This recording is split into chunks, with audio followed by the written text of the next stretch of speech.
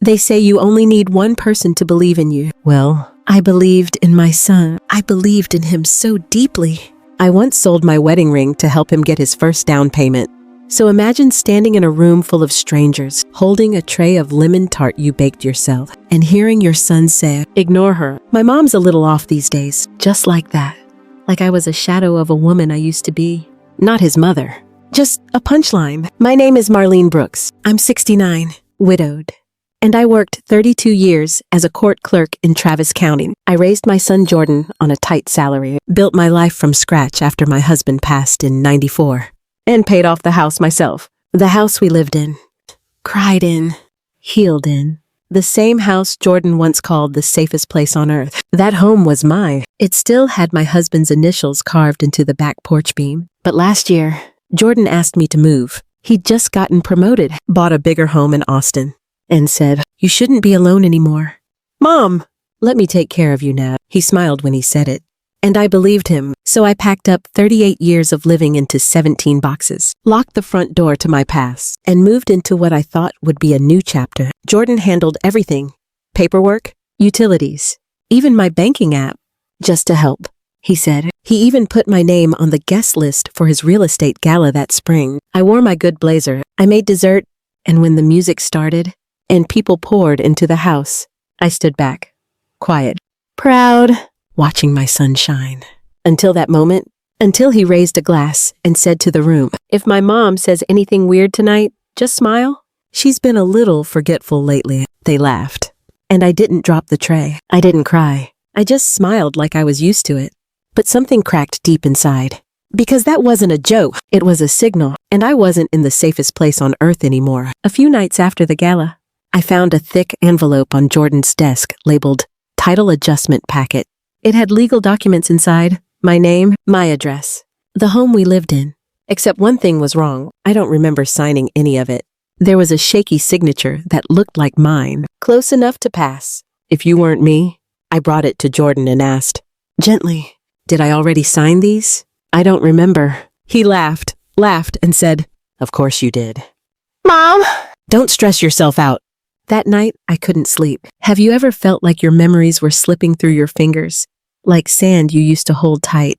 If that's ever happened to you, leave a comment. Tell me, I'm not the only one who's questioned her own memory because of someone she trusted. The next day, my bank app wouldn't open. I thought it was a glitch until I called the helpline and heard, "We're sorry. Mrs. Brooks, your profile is now secondary. Access is restricted by the primary account holder." Primary. That was supposed to be me, until it wasn't. And that's when I noticed other changes, subtle at first. The utility bill wasn't in my name anymore. My voter registration address had been updated, without my doing. I tried calling my cousin Karen, but her number was gone from my phone. Contacts disappeared, emails unread. Every part of my world started shrinking, and I didn't know if it was him or if it was me. I began writing everything down in a yellow legal pad, tiny things. At first, March 14th, Jordan finished my sentence for me in front of his assistant. March 16th, he told the waiter, "I forget things when I ask for the wrong dish." March 17th, I asked him about my pharmacy refill and he said, "Already took care of it, like always." That last one stuck with me because I didn't ask for always. I asked for clarity, and what I got instead was this slow erasure. Not violent, not obvious, but terrifying. The kind of betrayal that doesn't shout, it smiles. And somewhere deep inside, I started to feel it. If I don't hold on to myself, no one else will. Some betrayals come with a bang. Mine came with misplaced mail and a missing bottle of vitamins. It started with little things. My house keys weren't on the hook by the door. I found them 3 days later. Under the sink, inside a baking dish. My prescription glasses, in the freezer. I thought maybe I was tired. Maybe I was getting clumsy. Maybe Jordan was right. One afternoon, I was setting up my weekly pill organizer. I've done it the same way for 15 years. But Tuesday and Thursday were already empty, and I hadn't touched them yet. I stared at the bottle. The pills looked different.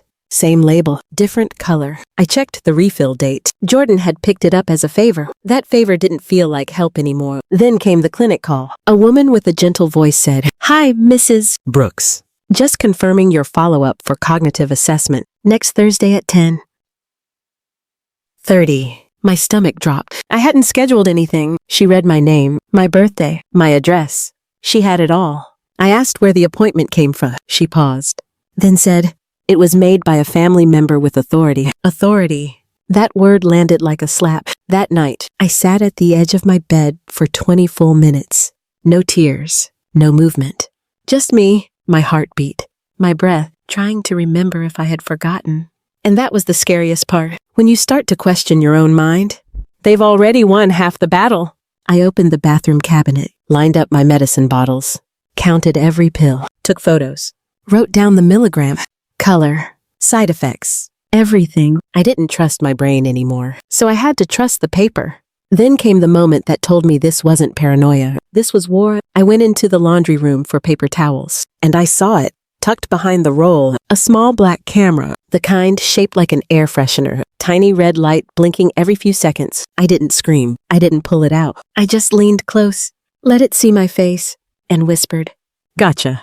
Then I turned and walked out of that room like it was the last time I'd be played. That night, I wrote in my notebook, April 4th, surveillance device found. No more doubt. This is real. There's a difference between being paranoid and being prepared. And that night, in the dim light of my bathroom, I stopped being afraid of looking crazy. I started being afraid of not documenting everything. I lined up my pill bottles on the sink like suspects in a lineup. I held each one to the light. 2 were a different shade. One bottle had a slightly torn label. Another had a new pharmacy logo. The anxiety medication I'd taken for 7 years. Wrong dosage. Same name. Wrong dose. Jordan had picked it up last. I remembered that. I took photos, wrote notes, taped the labels into my yellow notebook, and then I did something I hadn't done in years. I drove to the county clerk's office by myself. I used to work there.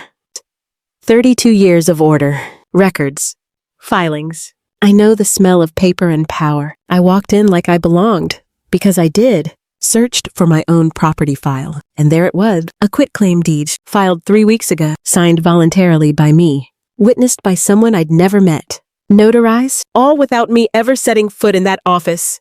My knees went weak, but I didn't cry. I printed a certified copy and walked out without saying a word. That evening, I stood in my laundry room again. This time, I brought a chair. I unscrewed the wall plate near the dryer vent and taped an old iPad behind it.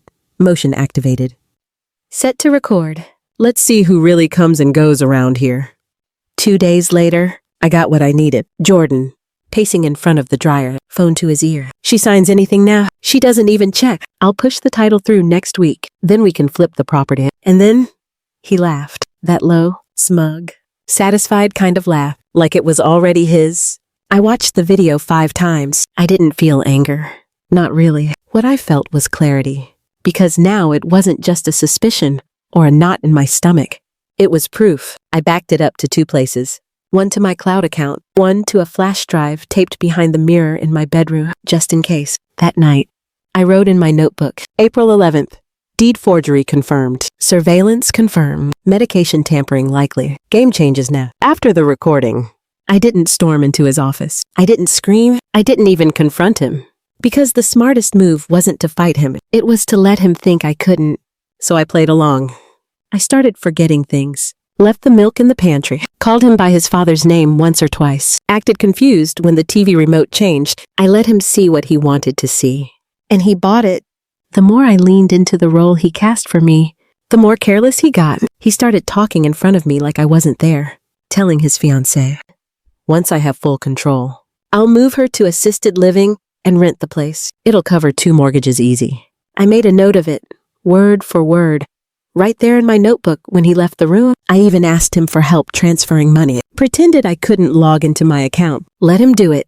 Watched him change the password. Then went to the bank the next morning and told the branch manager I suspected fraud. They froze the account immediately. 2 days later, I misplaced my phone. Let him think I'd lost it for good. In reality, I had it hidden behind the photo albums. Meanwhile, I'd bought a cheap flip phone and paid in cash. Untraceable. I reached out to an estate lawyer on my own, not the one he hired. Of course, told her everything. Showed her the video. The forged deed. The pills. She didn't blink. Just said, "We'll fix this." Quietly. And that's what I needed to hear. Then, One Sunday morning, I got my final piece. Jordan came home with a manila folder and said, "There's a notary coming at noon. Just a few things to finalize for your own protection." I smiled, brewed coffee, acted delighted, and while he showered, I took the folder into my room, opened it, and photographed every page, then replaced it exactly how I found it. That night, I uploaded everything to my cloud drives and wrote in my notebook, April 21st, full guardianship attempt confirmed. He's ready to sign. And so am I. I didn't run away. I didn't pack a bag in the night or shout down the hallway. I just left at 6:15 on a Thursday morning. I slipped out the front door with nothing but a duffel bag, my notebook, both flash drives, and the iPad taped with hours of proof. I didn't leave a note. I didn't need to. The silence would speak loud enough. I drove north to a quiet town where no one knew my name, but one man remembered my late husband, Carl, from the old American Legion Hall. He gave me coffee, heat, and a spare trailer behind his house. And for 3 days, I stayed off the grid while my scheduled email dropped into every inbox Jordan wished I'd forgotten. It was titled, "In Case I'm Not Safe." Inside were screenshots of the forged title, audio of Jordan's voice saying he'd flip the house, video stills of the hidden camera, photos of the altered medication, full transcript of the folder he brought for me to sign. I didn't have to explain. I just let the truth do what it does best, rise. By the time I walked into the courthouse on Monday morning, wearing my husband's navy blazer and a calm I hadn't felt in years, Jordan was already sitting there, pretending to scroll his phone, pretending he hadn't noticed the inbox firestorm behind him. The hearing was short. I didn't bring a lawyer, just my folder. 23 minutes later, after the judge reviewed the recordings, the bank records, the pharmacy calls, and the notarized lies, he said, "All power of attorney is revoked. An investigation into financial elder abuse is hereby recommended." Jordan didn't say a word. I didn't look back. When I stepped outside, the sun felt like it hadn't touched my skin in weeks. Warm, real, like it recognized me again. That week, Jordan lost more than the case. His brokerage license was suspended. His fiancée blocked him. And the home he tried to steal, I sold it, but not out of spite. I used the proceeds to start a fund for women like me, women whose own children tried to erase them for convenience.